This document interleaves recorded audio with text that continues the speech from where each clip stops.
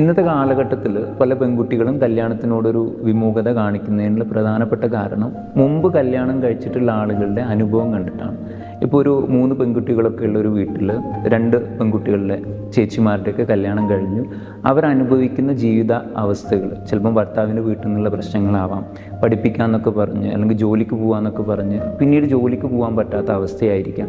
അപ്പോൾ ഈ കാര്യങ്ങളൊക്കെ കമ്പയർ ചെയ്യുന്ന സമയത്ത് ഒരു സിംഗിൾ ലൈഫാണ് എന്തുകൊണ്ടും ഏറ്റവും നല്ലത് എന്ന് അവർ തീരുമാനിക്കുന്നത് കൊണ്ടാവാം. രണ്ടാമത്തെ കാര്യം എന്താണെന്ന് വെച്ച് കഴിഞ്ഞാൽ റെസ്പോൺസിബിലിറ്റി ഏറ്റെടുക്കാനുള്ള ഭയമാണ്. ഇപ്പോൾ കല്യാണം കഴിഞ്ഞാൽ ഭർത്താവിൻ്റെ കാര്യങ്ങൾ നോക്കാം, ഭർത്താവിൻ്റെ വീട്ടുകാരുടെ കാര്യങ്ങൾ നോക്കുക, സ്വന്തം ജീവിതത്തിൽ ഒരു ഫ്രീഡം ഇല്ലാതാവും എന്നുള്ള പേടി. ഇതൊക്കെയാണ് അവരെ അലട്ടുന്ന രണ്ടാമത്തെ പ്രശ്നം. ഈ കാരണങ്ങൾ കൊണ്ടൊക്കെയാണ് പെൺകുട്ടികൾ പ്രത്യേകിച്ച് ഒറ്റയ്ക്കുള്ള ഒരു ജീവിതമാണ് അല്ലെങ്കിൽ ആ ഒരു ഫ്രീഡാണ് നല്ലത് എന്നുള്ളൊരു തീരുമാനത്തിലേക്ക് എത്തുന്നത്.